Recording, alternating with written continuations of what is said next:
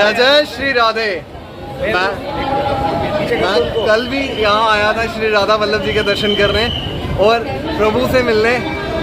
मैं सच बोलूँ, मैं कितना एक्साइटेड हूँ, मेरे मुंह से आवाज़ नहीं निकल रही है। मैं कल पूरा टाइम निहारता रहा और मेरे में हिम्मत नहीं जुटी कि मैं बात कर सकूँ। आज दूसरे दिन फिर से मैंने हिम्मत जुटा के बात करने आया हूँ। आप सब सोच नहीं सकते मैं किनके सामने हूँ और श्री जी की अति कृपा, उन्होंने मुझे वक्त दिया बात करने का। आप खुद ही देखिए, मैं अपने मुंह से बोलना ही नहीं चाहता।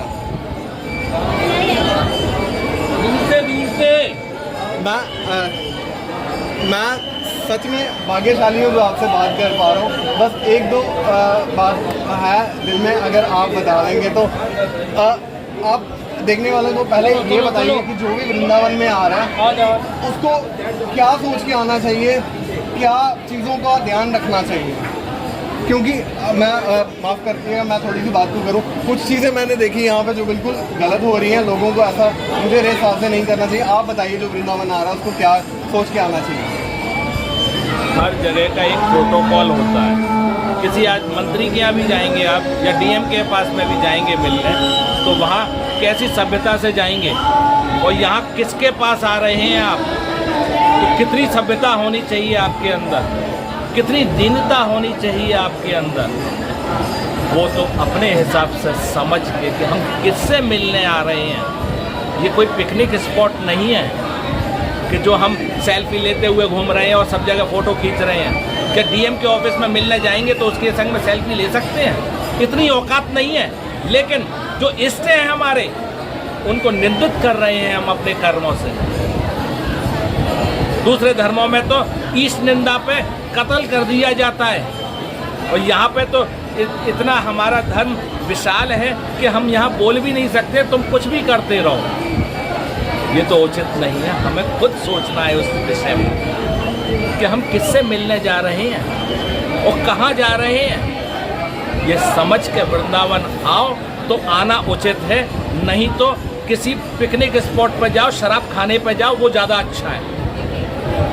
इससे बढ़िया कुछ नहीं कह सकते थे। क्योंकि मैंने प्रभु जी लोगों को श्री जी को हाथ में लेके और दूसरे हाथ में, जो मैं बोलना नहीं चाहता, सिगरेट पकड़े देखा और मेरे को इतना दुख हुआ कि ये वो है एक पिकनिक स्पॉट, जैसे आपने बोला, केवल दिखावा कर रही है आज की जनता। कोई प्रेमी नहीं है। तो भाई जैसा आप बोगे बीज वैसा ही तो मिलेगा। जब आप उनके संग में दिखावा करेंगे तो वो भी आपके संग में दिखावा करेंगे, आपको देखेंगे ही नहीं।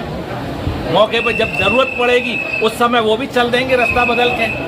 क्यों देंगे वो आपका संग? आप दे रहे हैं उनका संग और चाह रहे हैं हम उनसे पूरा। वो तुम्हारे बाप के नौकर हैं जो वो तुम्हारा काम करेंगे, जब तुम ही उनकी तरफ झुक नहीं रहे हो। ये प्रेम का और जल का एक ही स्वभाव है, जहाँ झुकन होगी वहीं बहेगा। सामने आप झुक के आओगे, नम्रता से आओगे, नमित होके आओगे, तब वो आपकी तरफ आशीर्वाद देंगे। इसी बात में एक और बात मैं आपसे पूछना चाहता हूँ, क्योंकि मेरे ना तो इतना समर्थ है, ना इतनी समझ है, ना इतनी अकल है। आप हमारे बड़े हैं, आप हमें एक चीज़ बताइए, जब भी हम यहाँ आते हैं वृंदावन धाम में, हमें प्रभु से क्या मांगना चाहिए और क्या उनसे हमारी वो होना चाहिए? क्योंकि कोई कुछ मांग रहा, कोई कुछ, हमारे दिमाग में क्या होना चाहिए? हम प्रभु से क्या कहें कि प्रभु हमें ये, श्री जी हमें ये चाहिए? उनको उनसे उनको ही मांगे बस, और कोई आवश्यकता है ही नहीं। और इसी के साथ मैं थोड़ा सा तंग आपको और करूँगा, प्रभु हमसे क्या चाहते हैं, श्री जी हमसे क्या चाहते हैं? केवल विशुद्ध प्रेम, और उनको कुछ नहीं चाहिए। सब उनका दिया हुआ है, उन्हीं की चीज़ उनको लौटाना उचित नहीं है। और इसके साथ अगर हम कोशिश करते हैं, लेकिन ये हम इस संसार में हैं, तरह तरह की विडंबन हमारे सामने आते हैं, तरह तरह की कठिनाइयाँ हमारे सामने आती हैं। श्री जी के चरणों में हम हमेशा लगे रहें, उसके लिए हमें उन कठिनाइयों को किस तरह दूर करना चाहिए? मुस्कुराते हुए, उनकी कृपा के बल पर कि मैं कौन का हूँ, इस कृपा के बल पर मुस्कुराहट रखते हुए आगे बढ़ता चले। वो पहाड़ भी एक छोटा सा मिट्टी का ढेर दिखेगा। अगर उनकी कृपा का बल नहीं है तो मिट्टी का ढेर भी बड़ा पहाड़ दिखेगा। मुझे मुझे पता है बड़े लोग आपके दर्शनों के लिए इंतज़ार कर रहे हैं। बस आखिरी चीज़ है, श्री जी के चरणों में हम अपनी अपार श्रद्धा रखते हैं, लेकिन बिना गुरु के प्रभु को पाना आसान नहीं है।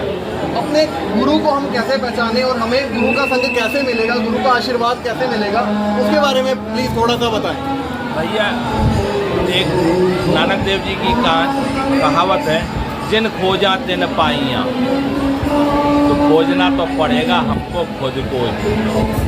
कुआ प्यासे के पास नहीं आता, ये आपके अंदर की तरफ है। लोग बकवास करते हैं जो कहते हैं कि गुरु अपने आप खोज लेंगे।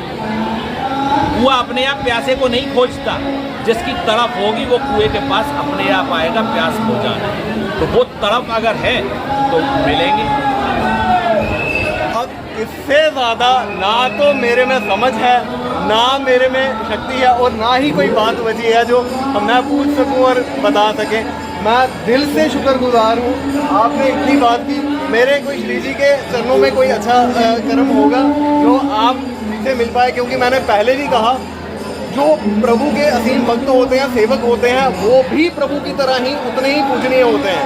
तो मैं इसीलिए अपना मस्तक आपके सामने भी उसी श्रद्धा भाव से झुकाता हूँ जिस तरह से श्री जी के चरणों में चढ़ाता हूँ। मैं मेरे से बात करने के लिए बहुत बहुत शुक्रिया। मैं आपका नाम नहीं ले सकता क्योंकि मेरा इतना लेवल नहीं है कि मैं नाम आपका अपने मुंह से लूँ। Thank you, thank you. बोलो राधे राधे। अगले साल में दर्शन हो रहे हैं आज। देखा, it was so intense, I can express myself. हर शब्द जो कहा बिल्कुल सच, हर शब्द जो कहा वो उतनी ही गहराई से कहा गया। प्रसाद भी मिला। मैं भावनाओं को व्यक्त नहीं कर सकता। इससे ज़्यादा मैं अब मेरे मुंह से शब्द नहीं निकल रहे हैं। होप आप समझ जाएं और जो कहा गया उसे प्लीज़ फॉलो करें।